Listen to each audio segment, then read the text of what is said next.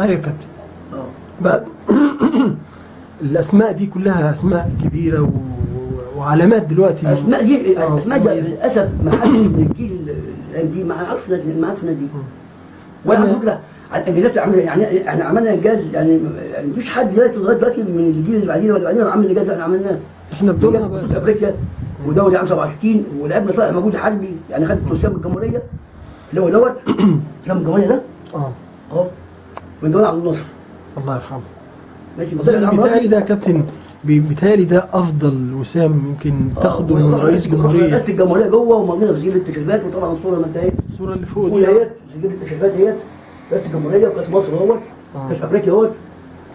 يعني الحمد لله احنا يعني الحمد لله عملنا انجاز ولينا بصمه، بس انما للاسف يعني ان ما حدش مدينا وضعنا للاسف. ما هنتكلم في النقطه دي يا كابتن. احنا في دورنا كموقع الاسماعيلي SC بيهتم بالنجوم اللي فعلا نجوم من ذهب، النجوم اللي حققت حاجه للنادي الاسماعيلي واللي الناس مش عارفاها. ده دورنا ان احنا نعرف الناس مين الكباتن الكبار دول والانجازات اللي حققوها وقد ايه عملوا لمصر قبل ما يعملوا لنفسهم. يمكن معظم الجيل ده يا كابتن ما شفناش حد بني فيلل ولا عمارات ولا راكب احدث عربيات. الناس دي عملت لمصر قبل ما تعمل لنفسها. هيخلينا نخرج لنقطه ثانيه.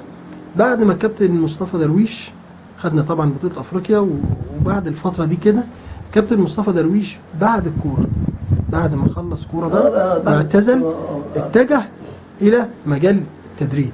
لا انا هو مجال الاداره. انا حظي بقى ان انا كان مديا سيبي في امريكا اخو مراتي. فقال لي على ايطاليا، رغم كنت هروح الامارات كنت ممكن العب سنتين في الامارات كمان. بس هو ده اصل ده نصيب، يعني ده نصيب والحمد لله مقدر ومكتوب. يعني ممكن انا كنت رحت الامارات كنت هبقى احسن من كده، لان كنت رحت في الجو، لان انا هناك وانا هناك في الشارقه اتعرض عليا نلعب عندهم هناك، وكان ساعه بلدي كانوا على وش الكويت. عثمان بيه قال لك لا عشان اسيب دوت واسيب ده، ما رضوش. تخيل بقى لو انا مثلا كان طبعا مفيش كوره في البلاد دي. كانت لسه كابتن. يعني انت كانوا بالنسبه لهم نكسبهم بال 15 وال 14 دبي والشرق والحاجه دي وقطر. كنا بنجيب جوان ومش عايزين نجيب جوان تاني ولبنان الحاجه دي. اتفرج كنا ناس يتعب في الله يوم معدونا. احنا كنا بنمسكهم، يعني نعلمهم الكوره ازاي. ماشي. كان طبعا مفيش كوره عندهم، يعني مفيش امكانيات عندهم. دلوقتي دلوقتي بقى عندنا التطور والعلم وكان ملعب عندهم اكتر اللعب عندها كانت رمله. خد بالك كان لسه كابتن رمله لسه بقى الملعب عامل ازاي ما شاء الله. انما الواحد باخد نصيبه يعني. الحمد لله. انا بدات رحت ايطاليا. اشتغلت في ايطاليا حوالي 6 شهور. ماشي. ما عجبنيش الشغل زي ما انت نفسه بتشتغل في مطعم يقول لي اغسل صحون، مش عارف اغسل طاسات، مش عارف اغسل ايه. بعد ما كنت انا بقى ايه اتخانقت معاهم بقى. سبتهم بقى، اشتغلتهم بالايطالي على المصري لان الواحد بيرمي الطاسه كده الارض مش جايه بالذوق يعني. محتاج شطه بالبوت جوه الكتينه. وطبعا بقى فانكول وفرنس وكامل الايطالي دوت. وبعدين ايه مصري بقى كمان. قال لي خلاص انا اسف معلش مش هعمل معاك كده تاني. طبعا انا ما طلبتش ان انا ايه كرامه استهان. رجعت تاني واشتغلت في الناس الاسماعيلي، مسكت مدير اداري قطاع ناشئين. ماشي. مكان الله يرحمه زياد شرلي. وقعدت اشتغلت مع علي بوشا، كابتن علي بوشا المحترم. محترم كلاعب ومحترم كماسك القطاع، شخصيه جميله، قلب نظيف. قعدت 35 سنه معاه ما شاء الله. 35 سنه ماسكين قطاع ناشئين انا هو. انا مدير اداري مدير القطاع ناشئين، هو مدير فني. طلع بقى من تحت ايدينا بقى كلهم بقى، من عندك حمص بقى ومحمد صبحي ومحمد صلاح ابو جريشه ومحمد وعبد الله سعيد وعبد الله شحات وحسن عبد ربه واحمد فتحي وابراهيم يحيى واحمد خيري كل النجوم دول طلعوا على ايدينا احنا. يعني كابتن مصطفى درويش بعد ما خلص اتجه للاداره. استفدت من الكابتن ابراهيم الهجان الله يرحمه، ابراهيم الهجان. لا اصل الشغل الفريق الاول يبقى ليه سيستم والناشئين ليه سيستم. لا يعني ما استفدتش. الحمد لله كنت انا يعني كنت بتعامل اللعيبه كده زي بشغل القطاع كله واخد صالح الصغير ده. بعدين كان ليه علاقات. انا كان ليه علاقات. اقول لك على حاجه. انا خدت فريق الاسماعيلي الفريق الاول ده 35 واحد وديتهم دمياط، نمتهم في فندق هناك ببلاش. جيب لي بقى واحد بقى الايام دي يعمل كده. خدت 35 واحد فريق اول ايوه ماشي، نادي الاسماعيلي نقلتهم ببلاش، مم. ما دفعوش مليم، راحوا يومين قعدوا يومين، وجمبري وصوبيا واكل ان شاء الله البحريات ديت، وغير بقى الفاكهه، وغير بعد كده هم رايحين واحد خدوا 50 فطيره ب 20 جنيه ومشبك وكل حاجات كده، وجابوا لهم عجل، كل دوت.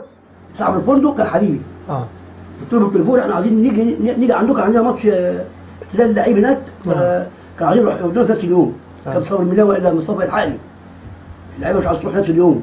الكلام ده امتى يا كابتن؟ الكلام ده ايام كان ماسك اخر ايام قبل ما المهندس السكومي. كان مهندس السكومي سمير زاهر قال له في ماتش اعتزال لعيب في دمياط، هو طبعا سمير زاهر من دمياط فقال له يعني محبه كده من الاسماعيلي يعني يساهم، فاللعيبه مش عايز في نفس اليوم، يعني تتغدى في النادي وتروح تلعب في نفس اليوم وتيجي. فصبري قال لي الحقني، قلت له صبري دي 5 دقايق بس. كلمت الراجل بتاع الفندق قلت له عندي 25 واحد جاي لك بكره عشان كذا كذا، عشان في ماتش عندكم. قال له في اعلانات عندنا وبتاع. قلت له بس معيش فلوس. قال لي يا كابتن انت تأمرني، انت يا كابتن مصطفى تأمرني. 25 لعيب 25 واحد، عقبال ما رحنا ثاني يوم كنا 35 واحد. والراجل راح. قول لي بقى جيب، قول لي مين بقى؟ فنادي في اسكندريه هنا، نادي في اسكندريه يعني ما شاء الله انا بنام ب 130 جنيه، الاهلي بينام ب 240 جنيه، الزمالك بينام ب 240 جنيه، الابن بينام ب 240 جنيه. انا عشان انا ليا علاقات مع الناس الحمد لله، مش علاقات كده، علاقات بس كده كلام، في علاقات، في سنس في الكلام، في ادب، في ناس بتحبك. انت ممكن تاخد كل حاجه بالكلمه، بالادب والاحترام. فاحنا كان لنا علاقات مع الناس، فكنا بنخدم الناس. طيب دلوقتي حضرتك لسه في قطاع الناشئين، دلوقتي في اللجنه الفنيه. انا في اللجنه الفنيه، انا والكابتن عربي والكابتن سيبلي. طيب كابتن، انت شايف، معلش يعني اتكلم كده بصراحه، انت شايف النجوم دي يعني لجنه فنيه فيها 3 من افضل فريق في النادي، من افضل لعيبه واللي حققت انجازات اللي احنا قلناها دي كلها، هل انتوا واخدين حقكم يا كابتن؟ لا مش واخدين حقنا. ليه؟ اسف مش واخدين حقنا. ماديا ولا نفسيا ولا علميا ولا معنويا ولا مشاركه في اي حد، مش حد بيجيبنا. يعني مثلا احنا طبعا الحاج محمد ابو سعود ده كان اخ لينا، كان بيلعب معانا. لعب معاك؟ لعب معانا، وكان لعيب كويس جدا، وكان سنتر فيرود راس حربه جامد. ما كملش ليه؟ ولعيب ما عادش عمل اي كوره كده والله هي النصيب. لما كان لعيب وعيل صاحبنا، كنا في الزقازيق مهاجرين، كان بيجي ياخدني يلعب معاكم ماتشات، وبيحب كابتن عربي، بيحب كابتن سيناري. يعني احنا لجنه فنيه، وانت قبل ما امسك هو في الدعايه الانتخابيه كنت بروح اقف معاه في الانتخابات، وكنت واقفين جنبه بالرجاله، واقفين جنبه رجاله، وقال انتوا هتقولوا كل حاجه، انتوا هتعملوا كل حاجه. يمكن يا كابتن الظروف الماديه حتى يا اخي مفيش تليفون، يعني مفيش تليفون، حتى مفيش قاعده، حتى تقول لك لبسنا يا عم الطرح، لبسنا القوانط يا عم، كلمتين حلوين من عندك كده اكننا خدنا كل حاجه.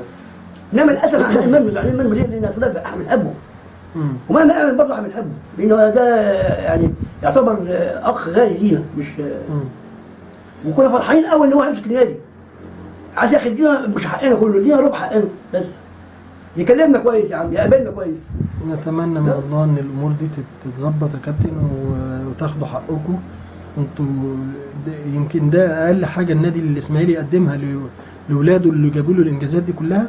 اتمنى ان شاء الله ان الايام اللي جايه تبقى كويسه، ونتمنى ان شاء الله نعمل معاك حوار تاني وتالت ورابع، لان الحوار معاك شيق وكم المعلومات والحاجات دي اللي الناس كتير مش عارفاها نقدر نوصلها للناس، وتعرف مين نجوم نادي الاسماعيلي اللي حققوا النادي الاسماعيلي وحققوا لمصر وساعدوا مصر زي ما ام كلثوم حققت لمصر وساعدت الجيش في الظروف دي. في نهايه الحوار يا كابتن عايز تقول اي حاجه؟ عايز اقول يعني اي انجاز واي مكاسب بتيجي لازم يكون حسن النوايا، حسن النوايا، حسن النوايا، حسن النوايا. مفيش حسن نوايا، مفيش حب، عمرك ما هتنجح. وانا بقول لحاج محمد ابو سعود اهو، لازم يبقى في حسن نوايا، وفي تدي كل واحد حقه بمجد الله، ربنا يكرمك كرم من حسن لا تدري. انا بقول لك يا حاج محمد هو انت اخويا، حتى انا بحبك قد ايه، مش بنافقك، لا عاوز منك حاجه ولا عاوز منك قبض، يعني مش عاوز قبض، انا مش عاوز منك اي حاجه ولا عاوز منك اي حاجه انت ولا غيرك. انما انا بكلمك لازم يكون في حسن النوايا، وفي القلب نظيف. عشان كده ربنا يكرمك. لما واحد ياخد حق واحد حرام عليك. واحد بيميز لك بيكسس يعمل